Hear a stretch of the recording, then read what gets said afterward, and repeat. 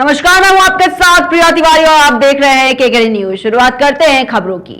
2022 के विधानसभा चुनाव का परिणाम आ चुका है और राजनीतिक गलियारों में एक बार फिर परिणामों की हलचल मच चुकी है।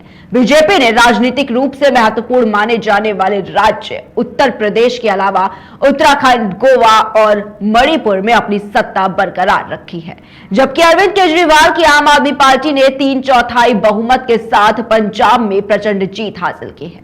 प्रधानमंत्री नरेंद्र मोदी की लोकप्रियता और मुख्यमंत्री योगी आदित्यनाथ की योजनाओं की बदौलत नया इतिहास रचते हुए करीब 3 दशकों के बाद उत्तर प्रदेश में एक ही सरकार की सत्ता में वापसी हुई। इसके साथ ही बीजेपी के लिए होली का जश्न मनाने का मौका एक हफ्ते पहले ही आ गया।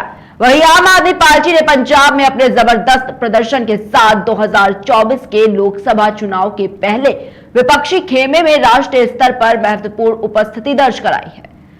वहीं कांग्रेस का शासन अब केवल राजस्थान और छत्तीसगढ़ तक सिमट कर रह गया है।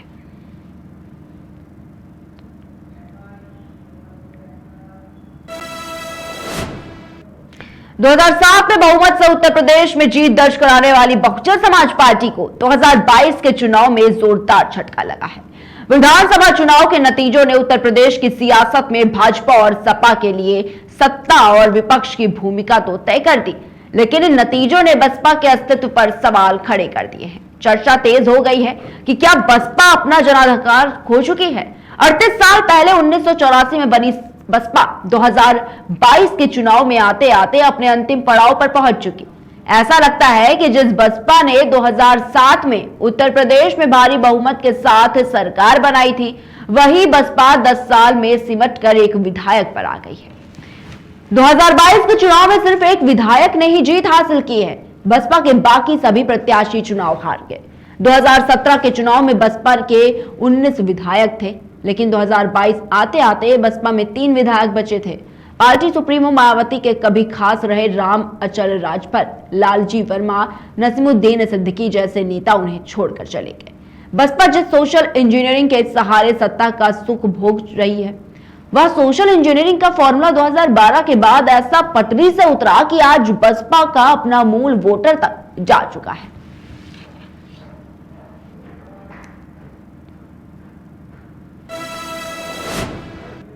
वहीं उत्तर प्रदेश समेत 5 राज्यों के चुनावी नतीजे आ चुके हैं। यूपी और उत्तराखंड में एक बार फिर भाजपा की सरकार पूर्ण बहुमत के साथ बन रही है, जबकि पंजाब में आम आदमी की झाड़ू ने सभी दिग्गजों के अरमानों को किनारे कर दिया है। उत्तर प्रदेश की गद्दी पर एक बार फिर भारतीय जनता पार्टी की वापसी हो गई है। हालांकि ये वापसी आसान नहीं मानी जा रही थी। मिथक रहा कि यूपी में इससे पहले कोई भी मुख्यमंत्री लगातार दूसरी बार सत्ता तक पहुंचने में नाकाम रहा। यह मिथक अब टूट चुका है। मोदी योगी की जोड़ी ने सभी भ्रांतियों को ध्वस्त कर दिया। ऐसे में जहां एक तरफ यूपी में जबरदस्त होली खेली गई, तो दिल्ली में दिवाली जैसा माहौल दिखा। लेकिन इन सबके बीच डिप्टी सीएम केशव प्रसाद मौर्य के लिए अच्छी खबर नहीं। केशव सिराथू विधानसभा सीट से सपा की पल्लवी पटेल से 7,000 से ज्यादा वोटों से हार गए।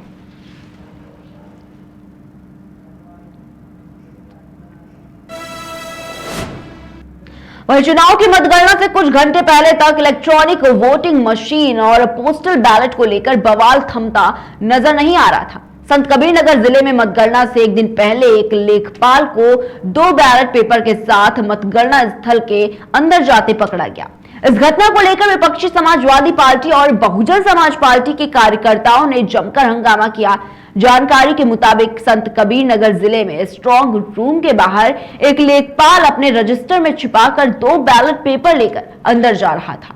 मतदान के बाद से ही सपा, बसपा, कांग्रेस और आम आदमी पार्टी के उम्मीदवार और नेता मतगणना में धांधली की आशंका जता रहे थे। राजनीतिक दलों के कार्यकर्ता स्ट्रांग रूम के आसपास ईवीएम की रखवाली करने के लिए जमा हो रहे थे। वहीं बुधवार को खलीलाबाद के एसडीएम नवीन श्रीवास्तव ने लेखपालों को बुलाया था। एसडीएम के बुलावे पर पहुंचे लेखपाल अपने साथ रजिस्टर लेकर मतगणना स्थल के अंदर जा रहे थे। इसी दौरान सपा नेता मनोज राय ने लेखपालों के रजिस्टर चेक करने की बात कही। मनोज राय को लेखपाल नागेंद्र सिंह के रजिस्टर से 2 बैलेट पेपर मिले और इसे लेकर सपा समर्थकों ने हंगामा करना शुरू कर दिया।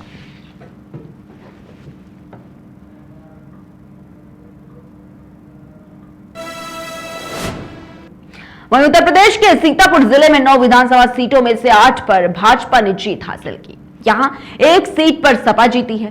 साथ ही आपको बता दें कि इस बार 58.30% मतदान हुआ। अगर साल 2017 के चुनाव की बात करें तो यहां बीजेपी ने 7 सीटें जीती थी। सपा और बसपा के एक सीट पर सिमट गए थे।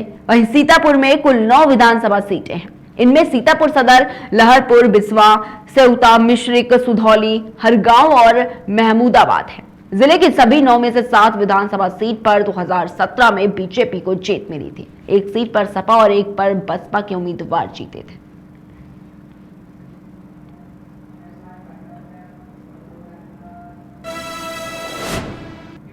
फिलहाल के बुलेटिन में इतना ही। देश और दुनिया की तमाम बड़ी खबरों को देखने के लिए देखते रहिए केकेडी न्यूज।